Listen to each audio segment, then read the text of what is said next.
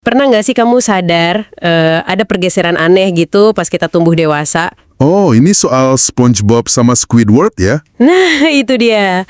Waktu kecil, kan kayaknya kita semua ngerasa jadi SpongeBob, ya kan? Penuh semangat, optimis, naif. Betul.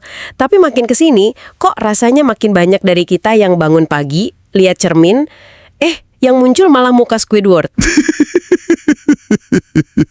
Ya juga ya. Transisi ini lucu, tapi sekaligus, gimana ya, miris juga. Dulu kita lihat dia itu karakter pemarah, pengganggu kesenangan. Menyebalkan pokoknya. Sekarang, kita malah simpati sama frustrasinya.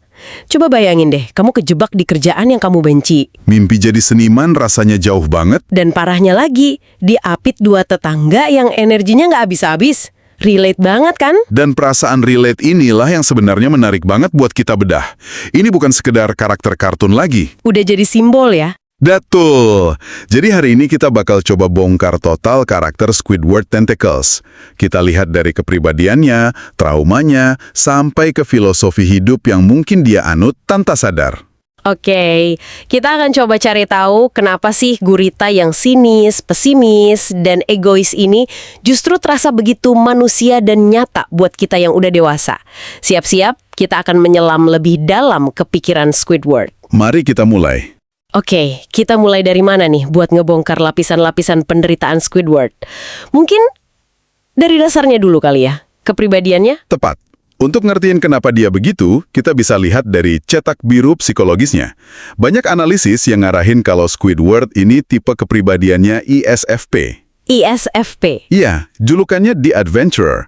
Tapi jangan terkecoh ya, petualangannya ini lebih ke petualangan batin dan seni. ISFP. Kedengarannya agak rumit. Itu singkatan dari apa dan gimana hubungannya sama Squidward yang kerjaannya cuma ngeluh di Krusty Krab? Oke, kita pecah satu-satu ya. ISFP itu punya 4 fungsi utama. Yang pertama, dan ini yang paling dominan di Squidward, adalah introverted feeling, atau V. V. Oke. Maksudnya gimana tuh? Gampangnya gini, kompas moral dan emosional dia itu datangnya dari dalam dirinya sendiri. Perasaannya dia tuh nomor 1. Tunggu. Jadi dia lebih mentingin perasaannya sendiri ketimbang perasaan orang lain gitu ya? Persis. Pantesan dia bisa cuek banget kalau SpongeBob lagi kenapa-kenapa. Soalnya yang paling penting di alam semestanya itu ya penderitaan dia. Tepat sekali. Dia sangat sadar akan penderitaannya, kesedihannya, dan dia meluapkannya lewat seni. Makanya semua lukisan dan patungnya itu potret diri. Seninya sangat personal. Tapi kelemahannya itu tadi ya? Iya. Dia jadi sulit banget buat berempati atau bahkan sekedar ngertiin perasaan orang lain.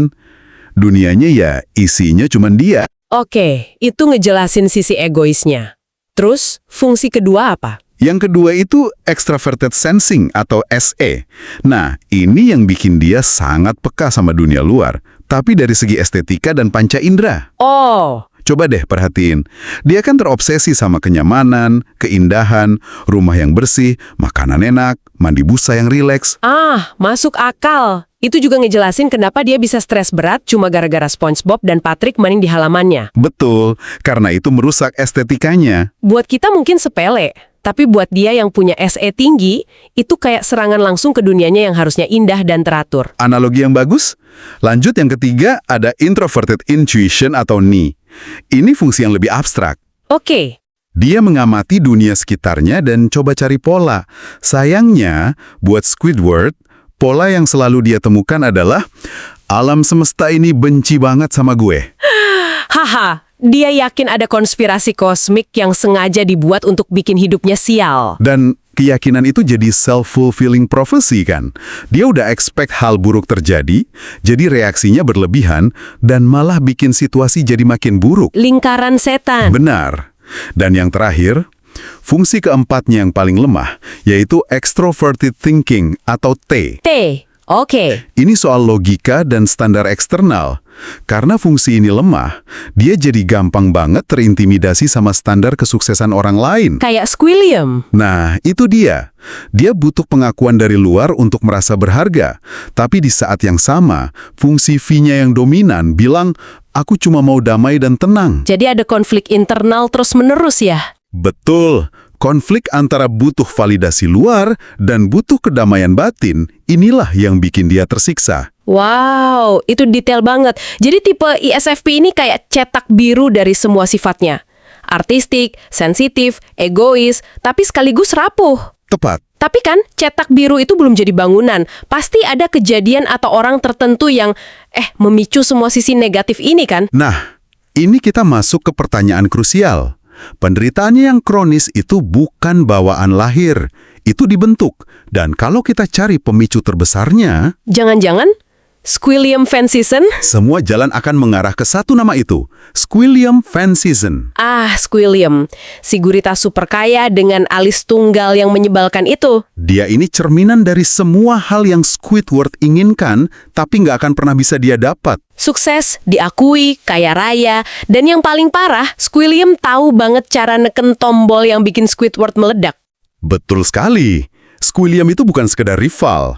Dia adalah manifestasi dari kegagalan Squidward.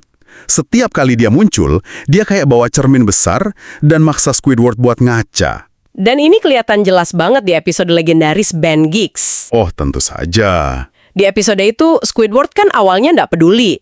Tapi begitu Squilliam nelpon dan sombong soal bandnya yang bakal tampil di Bubble Ball, Seketika itu juga egonya kebakar. langsung bohong punya marching band sendiri. Semua usahanya setelah itu bukan karena cinta musik, tapi karena rasa malu dan gengsi. Tepat. Dia cuma nggak mau kelihatan gagal di depan Squilliam. Hal yang sama persis terjadi di episode Squilliam Returns. Oh, yang dia ubah Krusty Krab jadi restoran bintang 5 itu kan? Iya, dia sampai maksa SpongeBob buat mengosongkan pikirannya dari segala hal cuma demi satu malam validasi dari Squilliam. Gila sih, usahanya buat kelihatan sukses di depan satu orang itu luar biasa. Ini nunjukin betapa dalamnya rasa mindernya. Dan kompetisi seumur hidup inilah yang jadi bahan bakar utama depresinya. Tapi selain itu, ada juga sumber penderitaan lain yang lebih personal. Apa tuh? Mimpinya yang terkubur.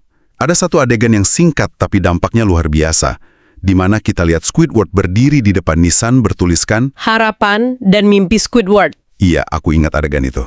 Nah, itu dia. Adegan itu bener-bener gelap loh untuk sebuah kartun anak-anak. Itu visualisasi gamblang bahwa dia udah nyerah. Cita-citanya udah mati dan dikubur. Yang tersisa sekarang cuma cangkang kosong yang tiap hari harus kerja jadi kasir. Sedih banget sih. Karena mimpi besarnya gagal, dia terpaksa menciptakan makna hidup yang baru dalam skala yang lebih kecil. Yaitu menikmati seni buat dirinya sendiri dan mengejar relaksasi. Betul, tapi disinilah ironi berikutnya muncul. Cara dia mengejar kebahagiaan baru ini juga penuh masalah. Nah, ini dia bagian yang menarik. Hubungannya dia dengan seni. Dia kan narsis banget ya. Sangat. Hampir semua karyanya, dari lukisan sampai patung, itu wujudnya ya dia sendiri. Dia ngerasa dirinya jenius yang nggak dipahami. Padahal kita semua tahu main klarinetnya jelek dan lukisannya juga biasa aja. iya. Narsismenya itu sebenarnya lebih mirip mekanisme pertahanan diri. Cara dia buat melindungi egonya yang rapuh.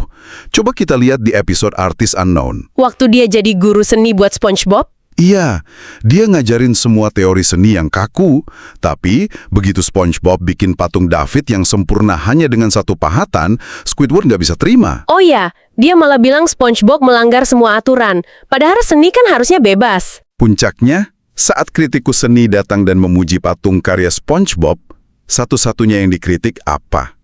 Hidung tambahan yang ditempel Squidward. Dia secara harfiah merusak kesempurnaan dengan egonya sendiri. Dia nggak bisa nerima fakta kalau ada orang, apalagi SpongeBob, yang lebih berbakat dari dia. Dia butuh percaya bahwa dialah satu-satunya seniman sejati. Tapi kalau kita gali lebih dalam, apa ini murni narsisme?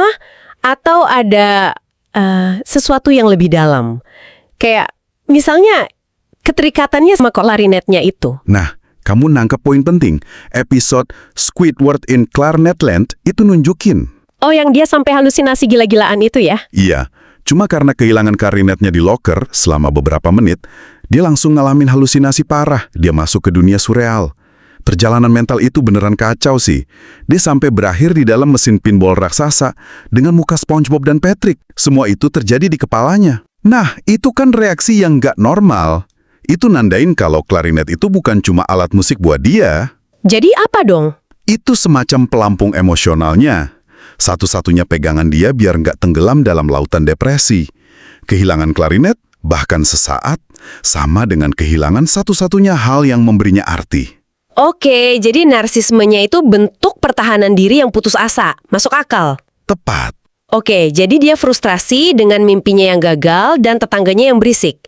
Jadi solusi logisnya adalah hidup tenang, damai, jauh dari SpongeBob. Itu kan impian utamanya. Iya, seharusnya. Tapi, apa yang terjadi ketika dia benar-benar mendapatkan keinginannya itu? Disinilah letak tragedi terbesar dari seorang Squidward, yang sebenarnya nyambung loh ke sebuah konsep filosofi dari Albert Camus, yaitu absurdisme. Wah, berat nih, absurdisme. Maksudnya kayak, hidup ini absurd dan gak ada artinya gitu. Kurang lebih begitu. Tapi intinya, absurdisme itu adalah konflik antara kecenderungan manusia untuk cari makna dalam hidup dan kebisuan alam semesta yang menolak memberikannya. Oke. Buat Squidward, seluruh hidupnya adalah konflik absurd ini. Dia mati-matian mencari kehidupan yang damai dan artistik, tapi alam semesta malah memberinya SpongeBob. Dan yang paling absurd, ketika keinginannya terkabul, itu justru membuatnya lebih sengsara. Contoh paling gamblangnya ada di episode Squidville. Nah iya, setelah rumah Nana SpongeBob hancurin rumahnya, dia akhirnya pindah ke komunitas yang isinya cuma para Squidward. Semuanya seragam, teratur, rutinitasnya sama persis seperti yang dia impikan. Bersepeda, main klarinet bareng.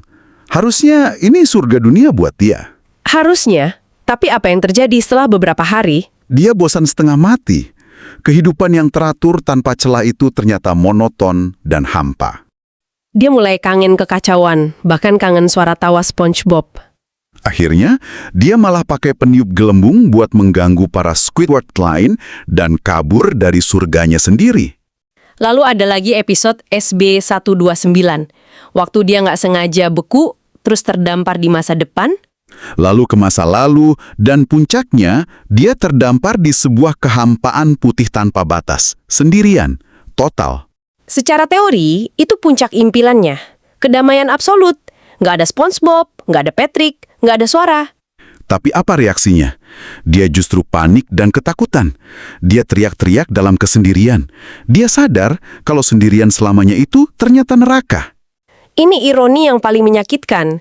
Dia menghabiskan seluruh hidupnya membenci tetangganya dan mendambakan kesendirian, tapi begitu dapat, dia malah nggak tahan. Dia benar-benar tersiksa oleh keinginannya sendiri. Dia nggak tahu apa yang sebenarnya dia mau. Dan yang paling parah, sama sekali nggak memuaskan ketika tercapai. Dia korban dari fantasinya sendiri. Jadi, setelah kita bongkar semuanya, kesimpulannya apa dong? Apakah dunia memang sejahat itu sama Squidward? Atau jangan-jangan masalahnya ada di tempat lain? Kalau kita tarik benang merah dari semua ini, ya, meskipun dunianya memang absurd, sumber utama masalahnya itu sebenarnya internal. Dari dalam dirinya sendiri? Iya. Dia nggak bisa ngontrol kelakuan SpongeBob, tapi dia selalu punya pilihan untuk ngontrol reaksinya sendiri. Dan disitulah dia selalu gagal. Inti masalahnya ada dua. Oke, apa aja tuh? Pertama, dia terus-menerus menyalahkan faktor eksternal. Semua penderitaannya salah SpongeBob, salah Patrick, salah Tuan Krabs. Dia nggak pernah sekalipun coba introspeksi. Dia menempatkan dirinya sebagai korban pasif dari keadaan. Betul. Dan yang kedua, ini yang paling terasa. Dia sama sekali nggak punya rasa syukur. Iya juga ya. Fokusnya selalu pada apa yang nggak dia miliki. Ketenaran, kekayaan, ketenangan. Dan dia buta terhadap apa yang sebenarnya sudah dia punya. Dia punya rumah yang nyaman, pekerjaan yang stabil. Dan yang terpenting, dia punya dua tetangga yang terlepas dari semua kekacauan yang mereka buat, sebenarnya tulus peduli dan menyayanginya sebagai teman. Tapi dia nggak pernah mau lihat itu. Padahal ada satu momen pencerahan kan? Satu momen di mana dia akhirnya sadar. Kalau nggak salah di episode di mana dia mau dikorbankan ke gunung berapi. Betul. Saat dia digantung di atas kawah lava, dia tiba-tiba teriak, "Tunggu, aku bersyukur untuk hidupku." Di ambang kematian, dia baru sadar bahwa hidupnya dengan segala kekurangannya ternyata berharga. Itu mungkin satu-satunya momen paling jujur dari Squidward di sepanjang serial. Jika saja dia bisa mempertahankan perspektif itu. Menerima hidup apa adanya, bukan hidup yang seharusnya menurut fantasinya. dia mungkin bisa menemukan sedikit kebahagiaan. Jauh di lubuk hatinya, dia sebenarnya butuh kekacauan itu. Kehidupannya yang membosankan di Squidfield membuktikan itu ya? Persis, dia butuh stimulus. Dia butuh dinamika. Tapi egonya terlalu tinggi untuk mengakui bahwa sumber dinamika itu adalah dua tetangganya. Jadi, perjalanan kita ngebongkar karakter Squidward ini membawanya dari sekedar gurita pemarah menjadi sebuah simbol yang kompleks. Simbol pencarian kebahagiaan orang dewasa yang sering salah arah. Dia terjebak dalam siklus menginginkan hal-hal yang ternyata, bahkan jika tercapai, nggak akan pernah membuatnya bahagia. Kisahnya ini cermin yang sangat efektif bagi kita semua ya. Betul, tentang bahayanya menggantungkan kebahagiaan pada faktor eksternal. Kadang, solusi untuk penderitaan kita bukanlah mengubah keadaan di sekitar kita, tapi mengubah cara pandang kita terhadap keadaan itu sendiri. Kebahagiaan itu soal perspektif, bukan pencapaian. Tepat sekali. Seperti yang Squidward gagal sadari. Dan ini ninggalin satu pertanyaan terakhir buat kamu renungkan. Jauh di lubuk hatinya, Squidward diam-diam mungkin butuh dan menikmati kekacauan yang diciptakan tetangganya. Jadi pertanyaannya adalah, dalam hidupmu sekarang, kekacauan apa? Entah itu pekerjaan yang menyibukkan, teman yang merepotkan, atau keluarga yang ramai, yang sebenarnya kamu nikmati dan syukuri, meskipun kamu sering mengeluhkannya.